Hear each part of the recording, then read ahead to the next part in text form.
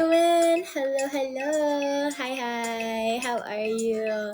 How was your day today? Hello. I just came back pissed.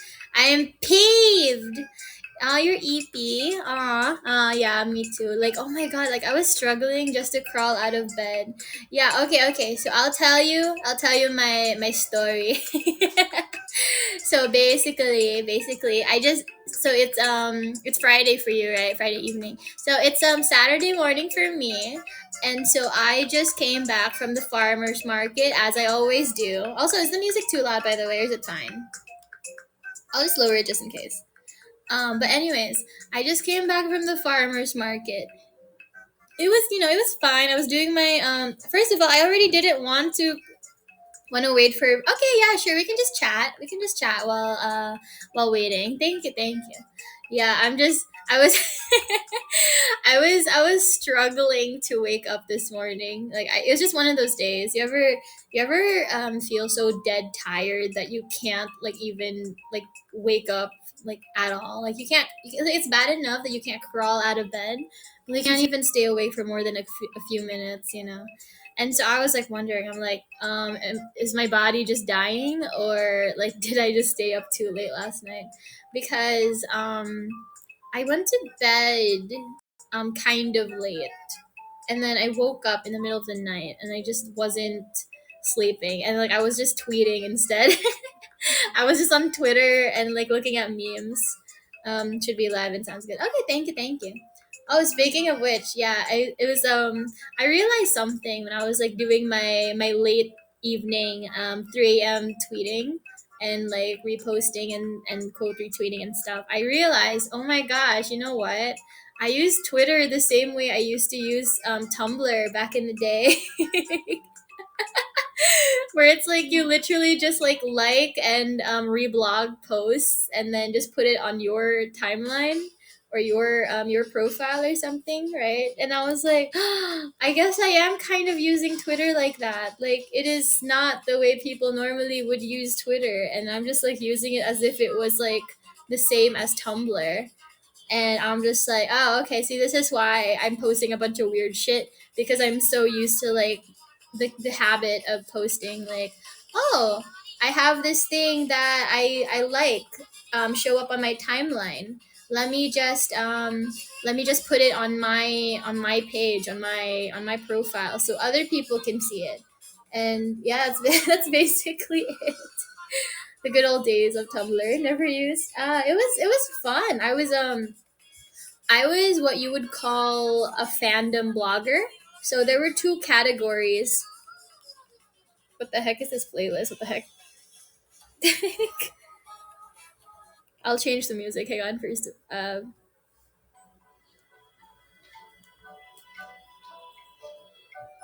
don't know if that's good music, but we'll stick with it. We'll stick with it for now. Oh my gosh, Purple Woman time. Yeah, exactly. The most brain draining. No. We'll warm up to it. We'll warm up to it because like both you and I are very tired right now. So basically, so back in the day, I used to be called a fandom blogger, which is different from what we would call the fashion bloggers. So this is some Tumblr lore that you don't know about. And so basically, right, there were these two categories of Tumblr girlies. And hi, Rogue, hello. So the fashion bloggers would be like the mainstream girls, the ones that are probably like TikTokers right now. Like those people definitely would have been fashion bloggers. They kind of just posted like celebrities and clothes and Starbucks drinks, very what we would consider normie stuff. And then you would have the fandom bloggers, so they would post like stuff about Supernatural and Homestuck. And even you were on Tumblr. Yeah, I was. That's why I act like that on Twitter, because it's like I'm so used to Tumblr blogging that I've just been like quote retweeting things as if it was like a Tumblr blog. that's where the bad habits lie. That's something I have to unlearn. I'm like, oh right, this isn't Tumblr. So something that I had to learn was, instead of just like quote retweeting everything or reposting everything that I see that I relate to. I'll just like something or bookmark it and then save that for later. Because a lot of the time when I would repost something on Tumblr, when I would reblog something on Tumblr, it was just so that I could save it onto my page and then I would look at it later. I was one of those people that really liked their blog to just kind of be very organized. I was like HTML coding and everything. I had links where people could like pick different categories like adventure time, supernatural, certain anime and stuff like that. So I tried to see what Homestuck is, and each time I get more confused. Oh, as someone who grew up with it, yeah, it is very confusing. Yeah, don't. I mean, it's like trying to make sense of Homestuck is a it's something that you can't really do unless you dedicated years like reading it, mainly because it's so long. But it's interesting. It's interesting. HTML. If you want to tell me from earlier might be good. Oh yeah, okay. Now people are here. Okay. So basically, I just came from the farmers market, bought some vegetables, bought like some empanadas. I love me some empanadas. And I was like, oh, it's kind of hot. I'm gonna get a drink before I go, right? I was behind these two women. They were together. These two older women. They were behind, or they were in front of me in line. And when it was my turn, this guy comes like from the side. He's like maybe like in his 40s or something. He's like, "How much is this?" And then the guy tells him. And then he orders four. And I was like, and because I already told the person selling that I wanted one, right? And then this other like middle-aged woman comes by like through the other side, and she asks how much the drinks are, and they tell her, and she orders two. And I'm like, yo, what the fuck? I was here first. Like, am I like invisible? And like I'm like not in the mood to even like make a scene, because like I really should have spoken up. I really should have just been like, excuse me, there's a line, or like I was here first. But I didn't want to make a scene. I was so shy. Yeah, so that was annoying. And it was so funny too, because when I was gonna stream, when I was like preparing for my stream before I went to the farmers market, I was feeling kind of down in the dumps. I was kind of sad. Like I was just like I was so bummed out. And then when I came back and I was like pissed off, I was telling my sister about it, and she was like, "Well, now you can use that anger to like you can use that energy for stream later." Yeah. So if learn from my mistakes, guys. If ever someone cuts in line, make sure to speak up. You don't have to be rude about it. You don't have to make a scene, but at least like speak up. Because like I was like, why I oughta once this when this happens again, maybe then I'll speak up. But like yeah, today I was just like, come on. I was already in a bad mood. Yeah. Well, like, let me at him. Why I oughta. But yeah, it's like that's happened before at the farmers market. Like it wasn't for the drinks thing, but it was for the I was buying vegetables. I was buying vegetables, and then this freaking middle-aged woman cuts in front of me. And I was already prepared to like buy everything. I wanted to get my stuff weighed and priced and everything, right? She comes along with a bigger basket with like more stuff, and then as her stuff is getting rung up, she's still adding to the basket, so she wasn't even done picking stuff out. I was so mad, and I was in a hurry too, because I was like, oh, I gotta finish this so I could go home and stream. Why does being middle-aged give you a pass at being a bitch? Like, does it is like, do I get a pass at being rude like that and entitled once I reach that age? Like, no. Like, you're still a bitch at the end of the day. It's like these people are always like, oh, the younger generations are always so entitled. They don't ever want to work. And then it's like, and I'm like, I mean, if there's anyone who's being entitled, it's like all the 40-year-old like Karens and Darrens out there. It's like, come on, dude. It's like What, like, were lines, were queues not a thing back in your days, you know? Clearly they were. But like, why do they just think that they can cut lines now? It's such a, oh my god, it's really annoying. I'm a professional. Yeah, it's like, it's exactly. What if I came along was just like, I'm a content creator. You don't know who I wait. You don't know who I am. Excuse you. Oh, speaking, you sure run into some strange people. I think people are just strange, you know. Oh, oh, yeah, I don't know. Oh, wait, actually, no, Island. That's funny that you bring that up because TikTokers are doing the same fucking thing, like with expecting to pay people in exposure, right? So that was like already an annoying thing with getting paid as an artist or whatever. They're like, I'm not gonna pay you for your art, but I will show your art on my platform. So you're gonna get paid in exposure. And then TikTokers got a big head and they were like, I'm gonna eat at this restaurant and then I'm gonna tell you that I'm a TikToker after I ate the food. And then I'll just be like, what? Like, I have like 6,000 followers on Instagram and 2,000 followers on TikTok. Like, I'm taking a picture of your food. I'm giving you free publicity. You gotta give this, like, yeah, no, it's really bad. It's really bad. Yeah. Do you guys remember how things were back in the day where the point of PR, or like not PR, but like, yeah, like PR packages, and like the point of these types of things, right, is that you're supposed to make the deal before consuming the product, right? Like, you don't buy a thing. Like, let's say oh, okay, so let's say Raid Shadow Legends. Let's say I make a gaming video reviewing Raid Shadow Legends, and then afterwards I demand Raid Shadow Legends to pay me. That's not gonna fly. Like, that's not how that works. Like, they're supposed to offer to pay me before I make the video. Otherwise, they just have free publicity, and now they don't have to pay me. I already made the damn thing, right? The same reason as, like, it's like they can't, I don't know, it's like, either way, it's like you need to make these deals before doing the thing. Otherwise it doesn't count anymore, whether that's a content creator sitting at a restaurant and eating the meal for free and then demanding to be compensated, or something like, hey, this person gave us like free publicity, but like, let's not pay them, let's pay them an exposure. That's all bad. Don't do that, don't do that. Like, people need to eat, bro. People need to eat.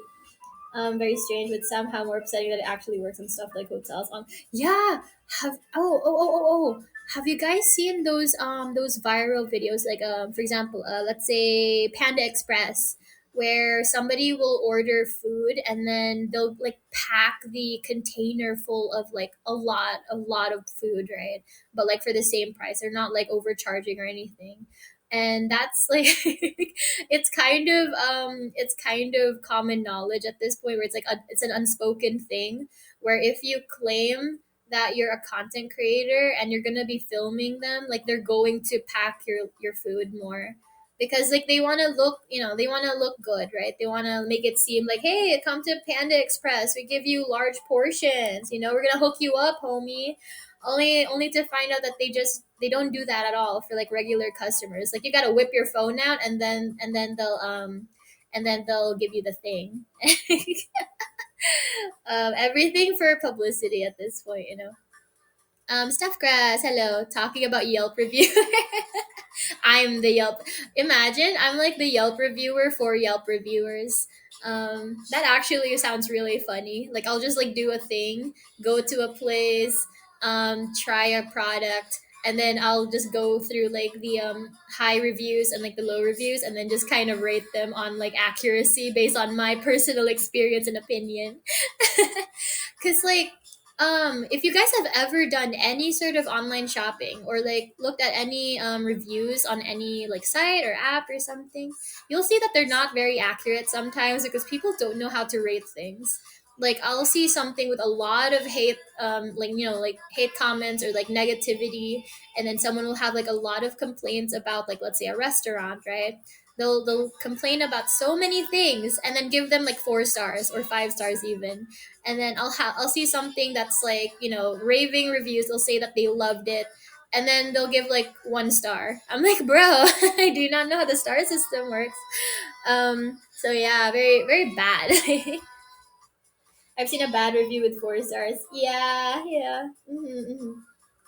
Being an ass to the police. Yeah, I don't like that. I don't like that. This reviewer is a liar. Exactly. To review your review of reviews, I think that would be so funny. Just like a weird like chain of reviewing. Like it's literally just gonna be people arguing on whether or not a product is good, but mainly judging how other people are reviewing it. There's like I'm gonna be honest. It's like my personal opinion when it comes to like the star rating is this passable? Like, does this actually work like intended? Or is it like, am I just being affected by like my personal taste or something, right?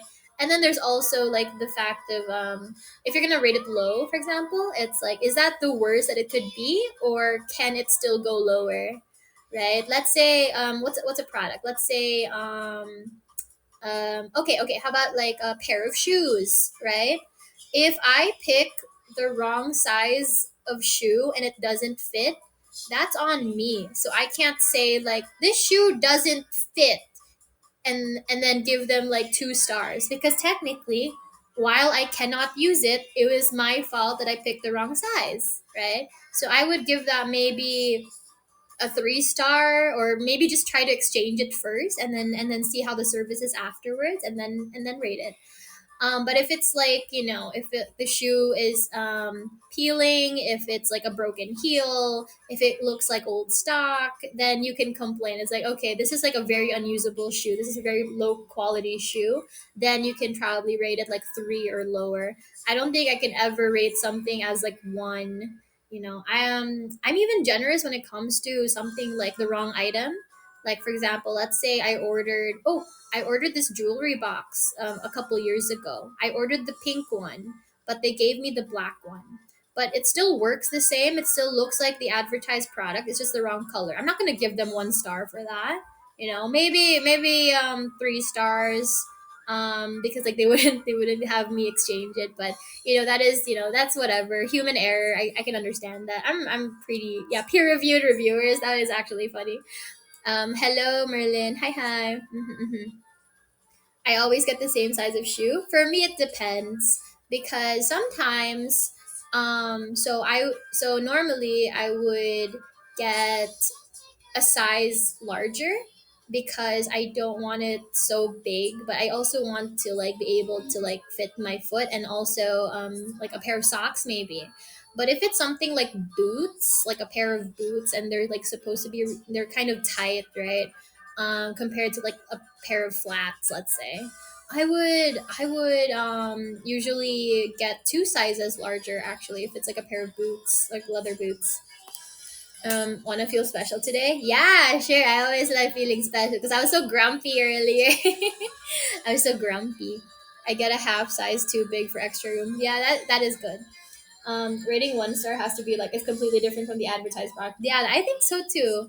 It has to be unusable. It has to be nothing like the actual product, and it just gotta suck. If it's something like, oh, the like it's not as cute as I thought it would be, but it still looks like the advertised pictures. Like I said, if it's like user error, like picking the wrong size or the wrong color, that's not worthy of 1 star. Like it could have been worse. It could have been a lot worse.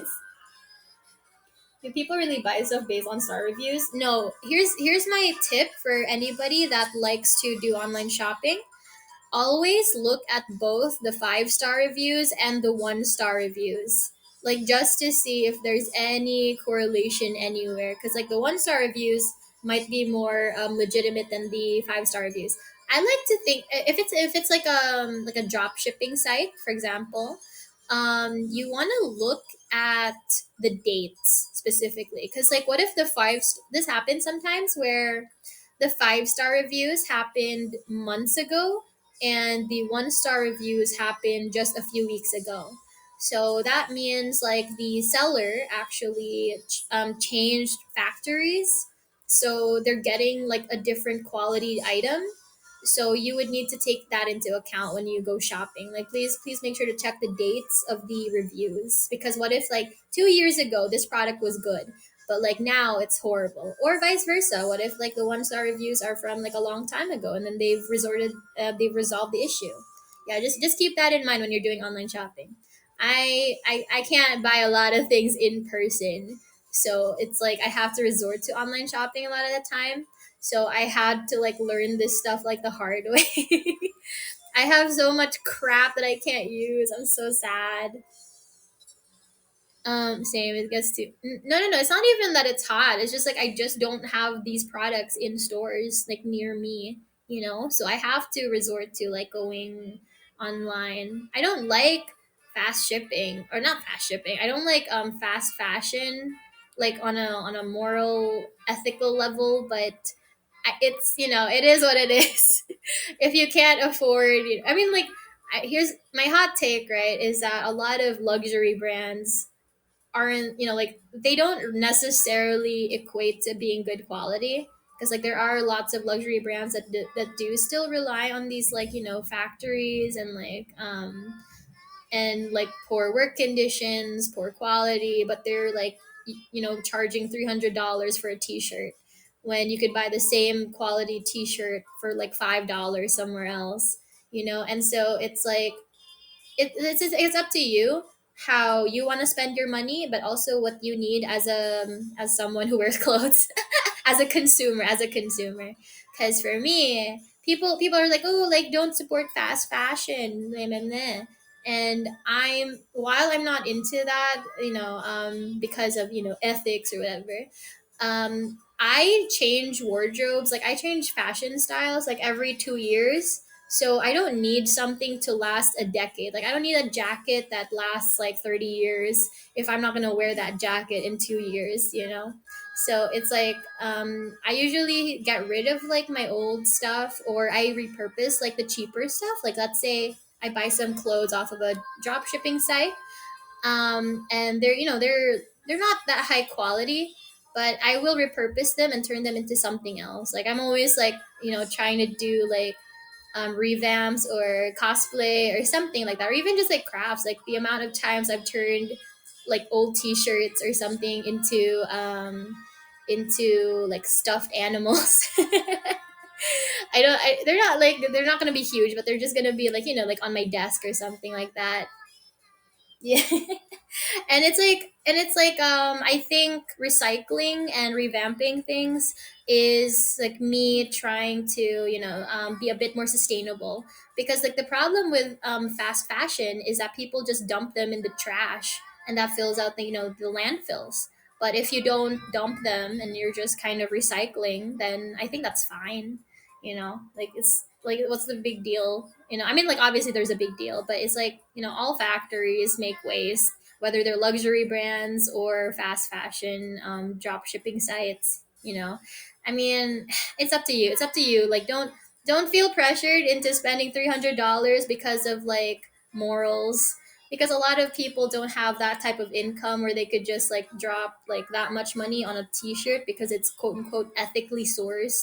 Going to a vintage store, going to a thrift shop is good enough. You don't need to spend that much money to prove that you care about the planet. Like, yeah, just go thrifting. Yeah, there's a lot of good thrift stores these days. If you go to like more expensive neighborhoods, you'll find better quality clothing and branded clothing in thrift stores, but they might also be more expensive because of that. So just keep that in mind. Spend $300 on trading cards. I would rather spend all that money on food rather than clothes, because like I said, like the clothes are not going to be used for that long anyways. So I might as well like enjoy enjoy like a nice meal every now and then. Like you guys ever get like that, where it's like when it comes to certain essentials, you're like kind of hesitant to spend money, but when it's like something fun, you're like, hell yeah. It's like like for example, VTubing, cosplay, like buying like certain like like anime figurines, for example. I would spend money on that. But if you told me that I needed to spend like let's say $10 on clothes, I'm like, I don't know, it seems kind of expensive. Yeah. It's like we're gonna do like the Marie Kondo thing, right? Where it's like this sparks joy, this does not spark joy. Because like clothes are clothes, you can always get alternatives at a lower price somewhere else. But if it's something like a good quality, like fumo, or acrylic stand, or merch or something, or even like a concert ticket, these are going to cost money. So you might as well like cut costs somewhere, right? So you want to save up money so you could like spend a lot of money in one area, but that means you have to sacrifice in another area. So that's what my mentality is. It's like I don't really need like the best quality clothes, but I do want good food, I do want to like buy certain merch, stuff like that. The local flea markets around me are often more expensive than the discounter. Yeah, dude, it's like flea markets and those types of like bazaars and stuff. They kind of want to like make as much of a profit as they could, and that's why it's like that. But you could always find alternatives online. Online thrift stores are interesting because it's like online shopping, but it's still like a thrift store, so it's like pre-owned items and stuff like that. But like my issue with that is like you don't necessarily get the luxury of trying out the clothes, for example, before you buy it, or seeing the product before you buy it. So it's like it's kind of a buy at your own risk kind of a thing. Like with all online shopping, you could get scammed for sure.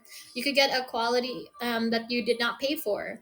And that's just the risk that you're gonna have to take when it comes to not seeing the product in person before buying it. Ah, thank you, Merlin. Thank you. Buying games. I I forgot what game developer this was, but there was this person that basically said that he wants people to enjoy his game as much as possible. So even if you have to like pirate it, he's allowing that. Like he doesn't care if he doesn't make money, he just wants people to try out the game. And I'm kind of the same way. It's like I don't like, I want to support all of these people, but it's like, what if the game sucks, I don't like the idea of spending so much money on a game only for it to suck. That's why, like, if I do like game reviews, I'm probably gonna be doing free games, or like very low price Steam games. Like I don't think I want to be spending a lot of money just to see if a game is okay or not. Oh, speaking of which, I'm gonna be playing that Zenless Zero Zone game or something, either later today or tomorrow. I don't know if I'm gonna be making a video on it, but I at least wanted to try it out to see if it's good enough for videos. A lot of gaming content creators don't really talk about this, but many of them do this thing where you will try out the game a little bit, see if it's good enough for a video, and then you basically start from scratch so you know what you're doing, not fumbling around too much. Because like, oh my god, like going through the tutorial stage while recording is probably like not great for content. So you want to just kind of start a new game. My friend has a code for that. You want it? Ooh, send it to me on Twitter. I think you have my Twitter. Yeah, yeah. Just send it on Twitter. I didn't know that they have codes. What is the code for? What is the code for? I'm playing right now while watching your stream. Ah, do you like it so far? I'm gonna be honest. I already was interested in the game like months ago, and then I pre-registered for it, right? So it'll automatically install once it released. So I was like really excited to play it, but then I did not know that people would get so feral. No pun intended. No, you know what? I'm gonna intend the pun. I'm gonna intend the pun. They're gonna get so feral over like that wolf guy. That what was his name? I can't pronounce it, but you guys probably have seen him. He's like that big like white wolf dude with like the the muzzle over his mouth. Yeah, he's like, like everyone's furry daddy at the moment. Very interesting. Very interesting how much people just seem to really hyper fixate on that one character. Yeah, I've seen the down bad. Shh. Yeah, no, no, no. Speaking of which, oh my god, look at this fucker. Uda! Come on. I know gameplay won't be everyone's cup of tea, but I just enjoy the overall aesthetic. Yes, I'm one of those people down bad. Same, same. I'd like to pretend that it's for the aesthetics of the game and not because I'm horny over certain characters. I think there's like a maid character as well, so I'm like, I want to know why people are so obsessed, because it's like, is it just the aesthetics, or are their personalities also kind of cool? Yeah, I am. Oh man, speaking of which, right? I've also been seeing a lot more posts about Love in Deep Space, because there was like a new update, and it had like this one character that a lot of people are simping over. So I'm excited to try that game out as well. It's like every time I see an ad for Love in Deep Space, I would get so cringed out. Like, it's so creepy. Like, they're hot, like, don't get me wrong, but having the whole POV thing, and they're basically giving like a lot of fan service, but in an ad, I'm like, I don't know about this, bro. It's like it's like, imagine if they use like JOI ASMR in an ad. It's like, this seems a little too intimate to be putting up on, on the public social media sites. um so that freaked me out a little bit. Hello, hi, Mr. Peanut, hi, Peanuts. I do like most, if not all, the character designs. I haven't seen all just yet, but I'm excited. I'm excited. I'll let you guys know how it goes tomorrow, maybe tomorrow, and then you guys will just have to have to deal with that. Oh, wait. What day is it today? Oh, the day after tomorrow, I'm not gonna be streaming, right? Because I'm going. Well, I mean, like, aside from like the fact that I don't stream on that day, anyways, I'm going out. I'm gonna be doing some princessing. I'm gonna be doing some like official government work or something, government related work.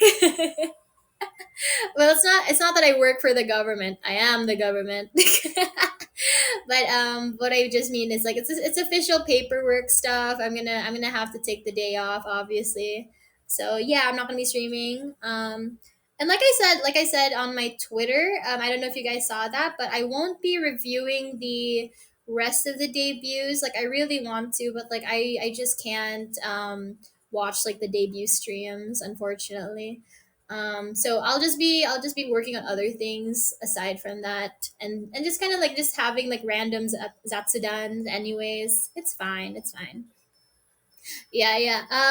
Okay, so I've been watching a bunch of anime recently. So as I mentioned weeks ago, like the previous anime season ended, and there's been a bunch of new stuff coming out, including that VTuber anime called VTuber Legend. I've been really enjoying it so far.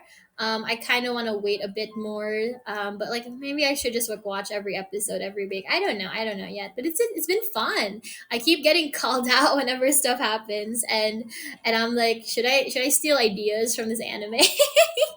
Should I take ideas from them? The VTuber anime, yeah, VTuber Legend.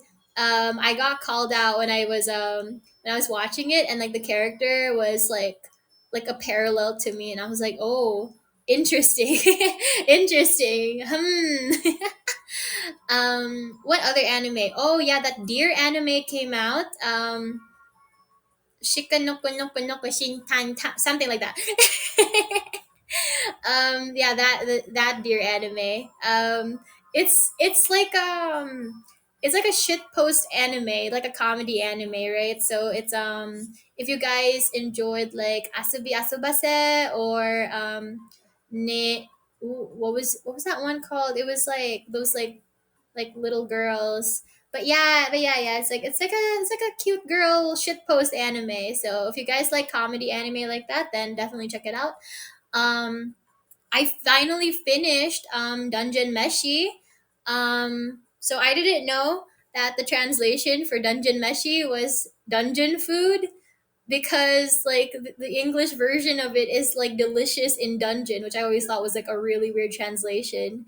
It's kind of like how Shingeki no Kyojin gets translated to Attack on Titan when like the actual translation is supposed to be the attacking Titan. So that was weird. Turn off your brain and just yeah, Nokotan, yeah, Nokotan. That actually is interesting. Yeah, yeah, check it out, check it out. And then so yeah, Dungeon Meshi was very interesting as an anime because it's one of those things where you kind of forget the plot like halfway through. Because I kept getting distracted by the cooking, right? Because it's I've been watching a lot of I've been watching a lot of cooking anime the past half year. Like I think no, I think I started last year actually. I've been watching stuff like campfire cooking in another world, and I tried watching Food Wars, but I don't know. I kind of like. I mean, like fan service is fan service, but I just felt like the plot itself was kind of just meh. Like it didn't intrigue me enough, so I just kind of dropped it. What else was I watching that was food related? I know I watched a bunch, but Fate cooking anime, really, really, really. Interesting, interesting. I'll but yeah, it's like every time there was like some sort of like cooking anime or food related anime, I was kind of intrigued and I would like check it out. And campfire cooking was very funny to me because it's like if you watch a single episode, you'll kind of understand what I mean. But it's like the way it was filmed or like the way it was made was so they would like basically have somebody make food, and I don't think they rotoscope, they just reference I think. um but basically it's like if you've ever seen like those food channels like Tasty or Bon Appetit or something, and they would have like an overhead camera aimed at the table, and like you just see like two hands cooking. That's basically what happens in campfire cooking from another world, in another world, and it's literally just like a cooking channel, but like in anime form. So if you like watching cooking tutorials and cooking demos and stuff, then definitely check that out. Dungeon Meshi is the same way, where it's like because it's like an isekai or like not an isekai, it's just a fantasy world, but because it's a fantasy world they won't be using meat like pork and beef, like they're using like like magical creatures like dragons and I don't know, like what were they eating? Like they were eating a lot of weird stuff like golems or something like that. um like walking mushrooms and all these things. And so it's like yeah, it's if you like just watching cooking stuff, definitely check out that anime. But yeah, there is a plot that I completely forgot about until halfway through, because I remembered I was like so like like the first half was a lot of cooking. And then the second half, it suddenly got so serious so fast. And I was just like, whoa, the tone shifted drastically, like around like episode 10 or 11. And it was just kind of like, oh, I mean, they still have cooking scenes. It's kind of a bummer now. um, Today's menu for the household. Um, Farmer in Another World. Yeah, yeah, yeah. I checked that out as well. Yeah, any anime that had like cooking like the past year and a half, I was probably checking out. I like watching anime food compilations. They're really nice. It's like I could watch somebody cook, but like just seeing like the animated version of cooking like really intrigues me. That's why it's so aesthetically pleasing to watch those Studio Ghibli cooking scenes. Like there's always like a bunch of compilations of those. Orcs were considered pork. I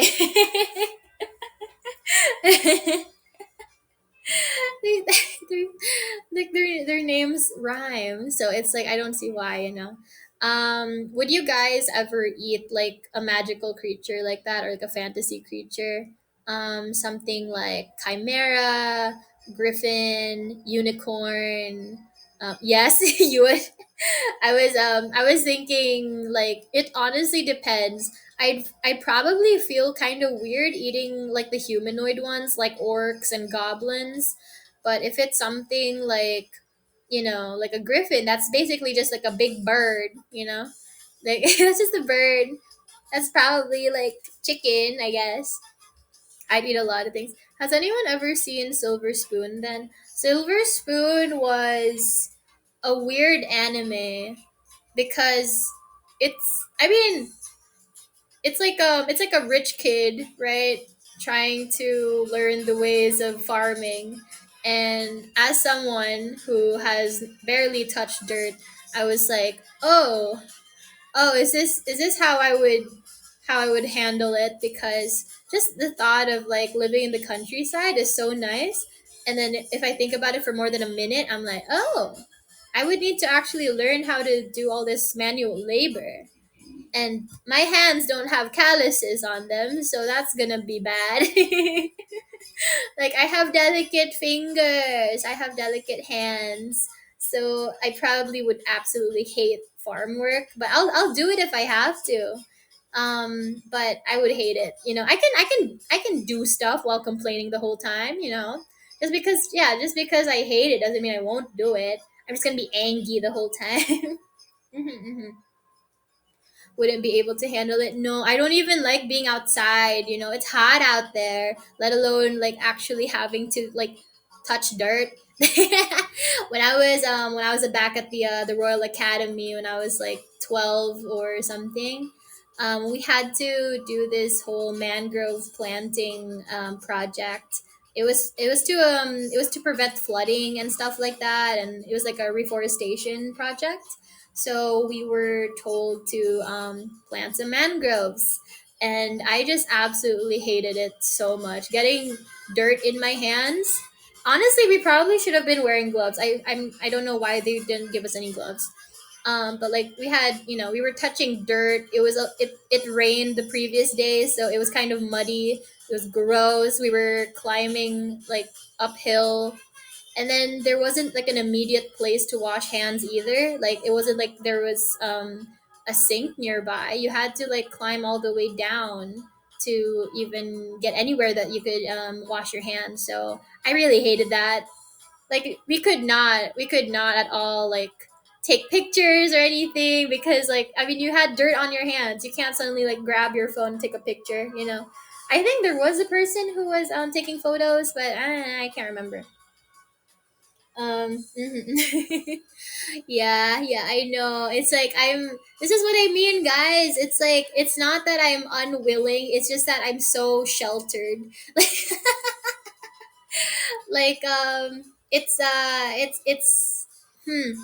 how do I put it? As my sister says, because I'll complain about, I'll complain stuff like, oh, I can't do this, I don't know how to do this, and then my sister will say, yes you can, you know how to do it, you just don't know how to do it well. So it's like the same thing with something like farm work. It's like I know how to do it in theory, but doing it well is a completely other thing. And that's why I probably wouldn't survive in something like farming in another world, because that entire thing has to do with your knowledge in farm work. And I'm like, I know what photosynthesis is. That's pretty much it. try watching Sweet Reincarnation. Why? What's that about? There were some other isekai that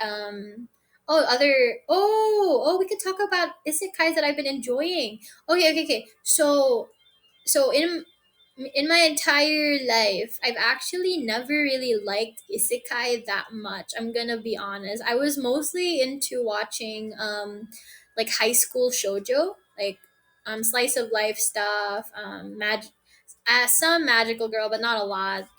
But I started watching isekai anime like last year because there's been so many isekai anime that were just like, hey, I'm just living a peaceful life. I don't really want to do the whole fighting dragons and demon lords thing, and so I'm just gonna chill in a fantasy world.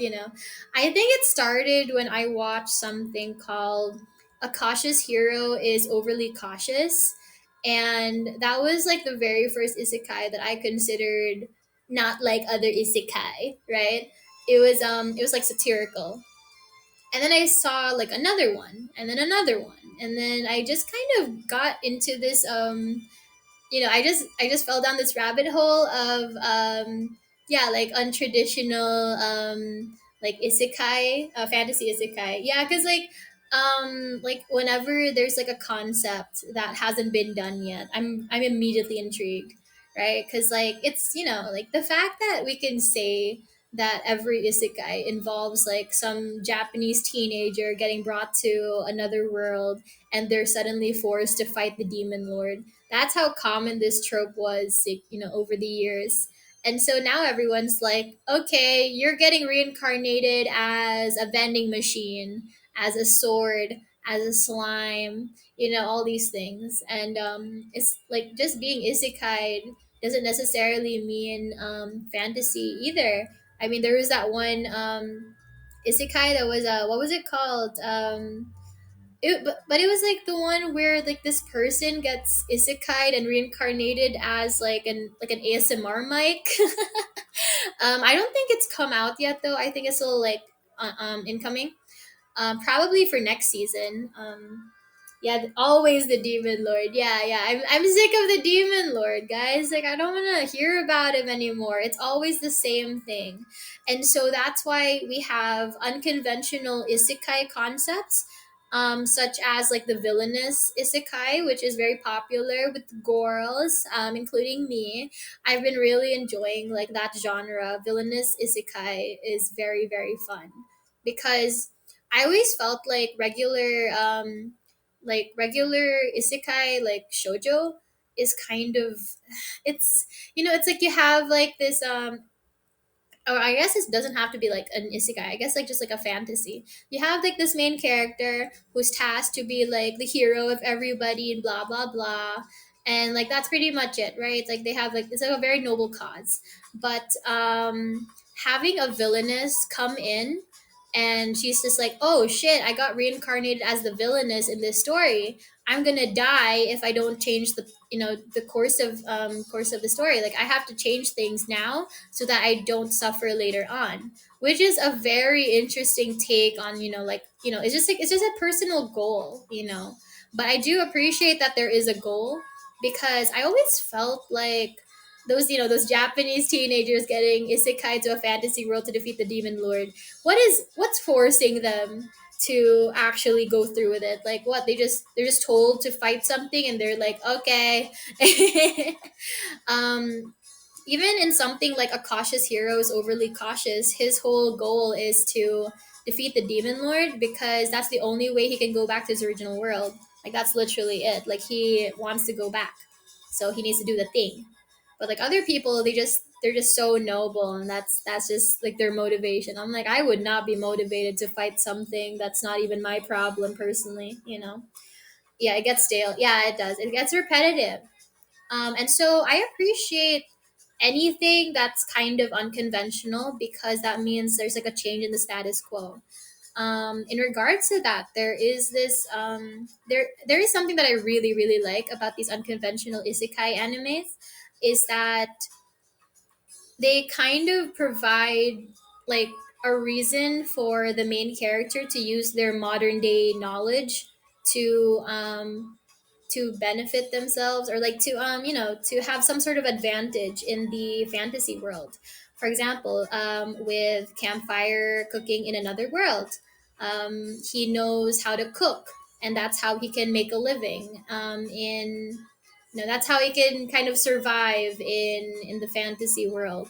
He knows a lot about cooking, which I thought was weird, because if you watch the anime, he cooks a lot because he has to feed like some furry, right? Some wolf, some like wolf kid, and so he's forced to cook a lot. But his day job was like an office worker, and I always felt like, in regards to the concept, I feel like it would have just been more understandable if he was like a line cook, right? Because he would be used to cooking so much food every single day, 3 times a day, and then also just knowing so many different traditional dishes. Like, I think it would have made more sense if he was a chef or a cook rather than just some office worker who just happens to know these like traditional Japanese meals. Like, that's kind of, like, realistically speaking, a 27-year-old Japanese office worker would probably just be eating takeout all the time or cup noodles.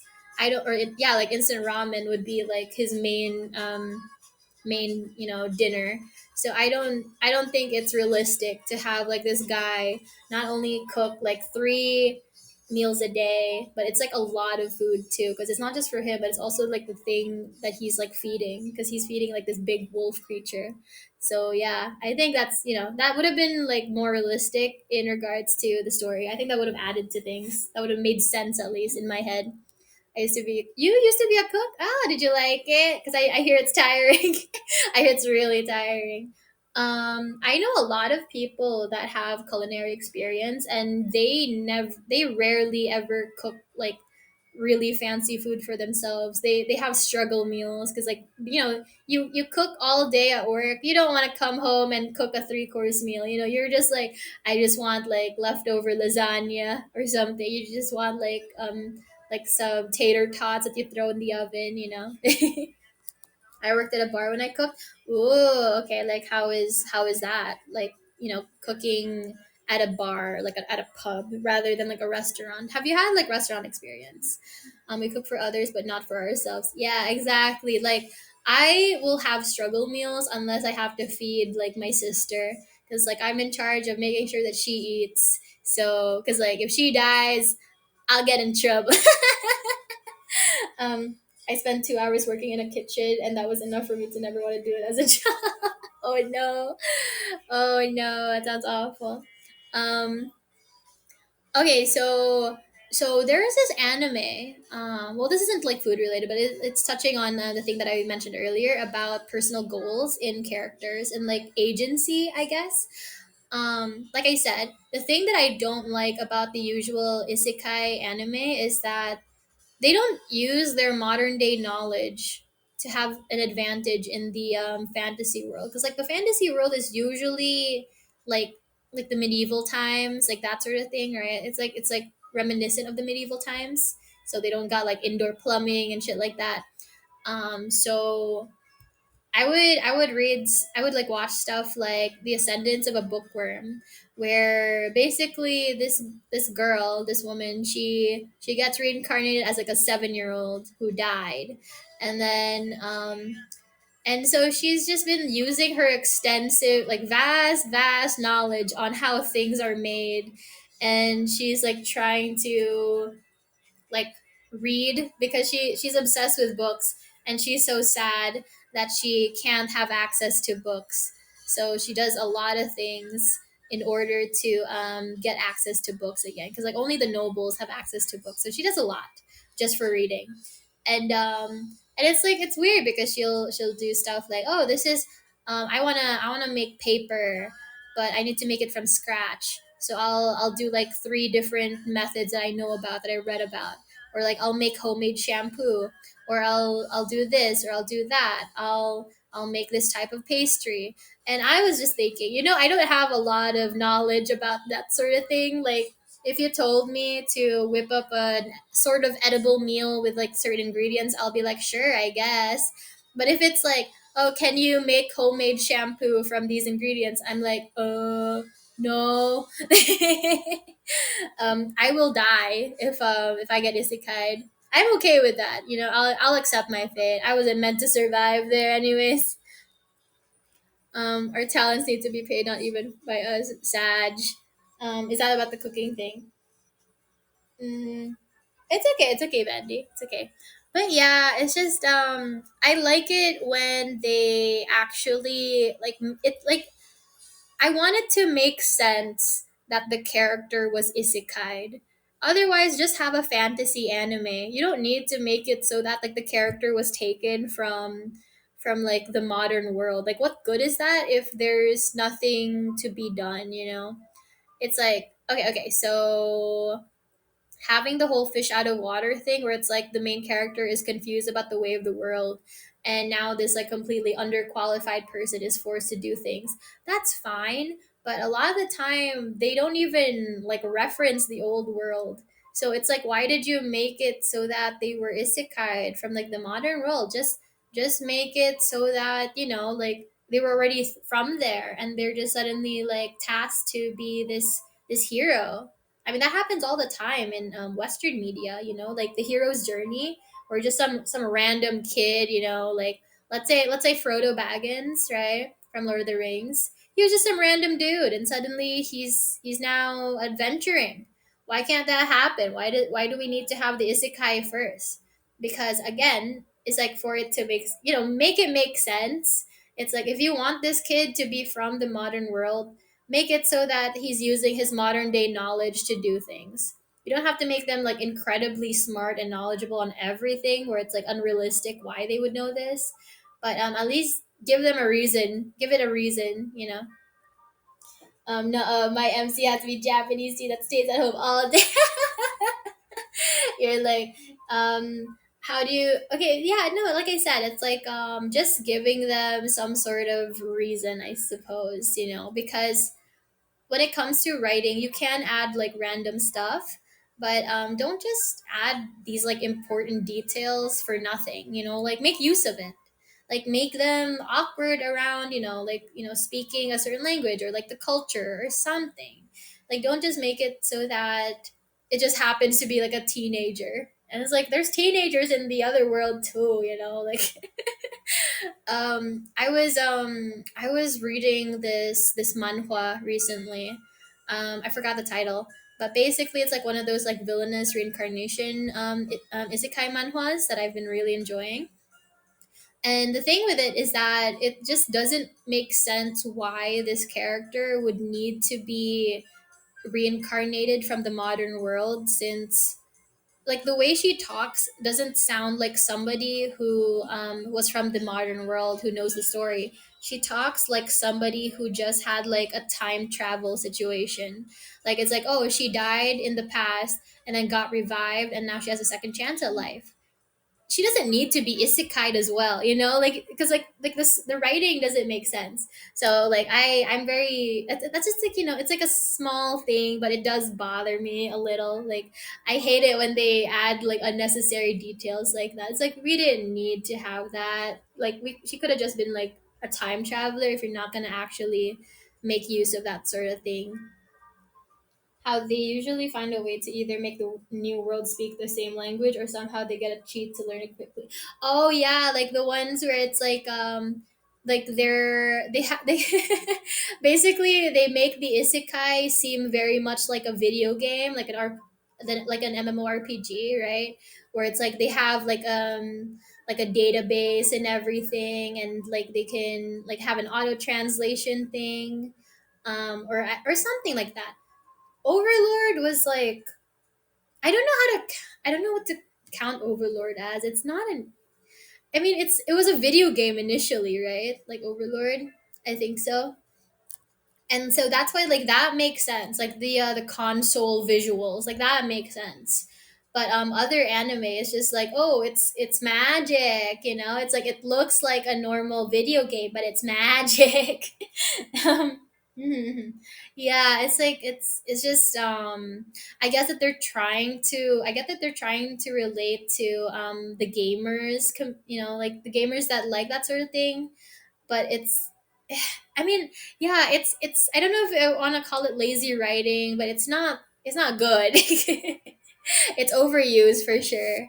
I guess that's where they're like, oh, see, this is why this teenager from Japan, this otaku, this neat, this is how he can handle himself in this fantasy world because the fantasy world is working like a video game. That's how this. And I'm like, bro, you don't need to do that, but okay.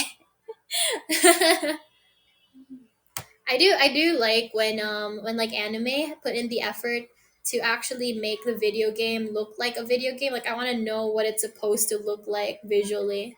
Like what's the UI? Because other times they just kind of animate it like it was a normal fantasy anime, forgetting that it's a video game. And so I'm like, well, if you're just gonna do this without the video game aesthetics and like aspect, you could have just had this be a fantasy anime. You didn't have to do this whole thing. I don't know. It's just like a pet peeve of mine. I'm just very picky. I'm just very picky. Hmm. Yeah, I don't know. It's just one of them things. A skill tree until the end. Oh man, I think it's weird when stuff like that. Oh, I was watching this anime called Oh no, actually no, it's not just one anime. There were a bunch that were like this, where like the hero or like the main character is just incredibly overpowered, and it's fun for a few times, but there's only so many times you could watch the same trope over and over, which is just like, oh, this person is unassuming and secretly overpowered. So the gag is whenever someone thinks that they're not that powerful, only for them to beat them up. It's very One Punch Man, and I get it, but I also feel like that's also kind of overplayed at this point. Like it was fun for a while, but probably I'm kind of sick of it. Like, because what are you gonna do after certain people find out how powerful this guy is? It's like, what's that gonna do for the plot? Like, all we're really seeing is just like a power fantasy, which is like, like when you wish you could beat up somebody much bigger than you because they have an attitude, and you're just like, you're practicing your comebacks in the shower or at like 2 a.m. in bed. You're like, ah, man, if I could have that conversation again, I would have said this really cool line. And that's what I feel like these types of animes are like. Like the secretly overpowered characters are just like a power fantasy. You're like, oh man, wouldn't you love to just like beat up the guy who talks smack to you, thinking that you were like a weakling? Isn't that so fun? So yeah. It's pretty much the only one where it worked until today. I like One Punch Man. Yeah, because it's like they were pretty open about what they were about. Like they told you pretty much since day one what the anime was gonna be like and the expectations. And I think the thing that makes One Punch Man work is that he has such a good attitude about it. Like, he's just doing it, he's just a hero for fun, right? He's not there for like the glory or fame or whatever. He's just doing it as a hobby. He's a hobbyist. So it's like, I think it's also the tone of the anime. Like, there's some people that know how powerful he is and they respect him for it. There's a few other people that don't really care, and like they don't really know how powerful he is until it's too late. But a lot of the time with like certain isekai anime that are like this, it's just kind of overplayed. They don't really have much going on for them in terms of plot a lot of the time. And I'm kind of just tired seeing like a guy gets bullied only for him to come back and just be like, "Well, I'm strong, so you can't bully me anymore." It's fine for a while, but not all the time. So I want to change things up. I want to watch other anime. Okay, guys. This was really fun, but I actually have to go now. Need to get lunch. But thank you guys so much for coming. It was nice chatting about anime and stuff. I hope you guys have a good rest of your day. I'll let you know tomorrow how Zenless Zero Zone works out, if I like it or not. I won't be playing a lot, but like I will be playing for like maybe 1 2 hours just to check it out. Just to check it out. But yeah, anyways, thank you guys so much for coming. Make sure to follow me on here on AniLive for notifications for when I stream. Follow me on Twitter as well for any updates on future content or streams or whatever, any announcements. I should be streaming tomorrow as well, hopefully. And yeah, I hope everybody has a good rest of your evening. And I'll see you tomorrow. But until then, take care. Bye. And thank you for restreaming. Thank you. Bye bye.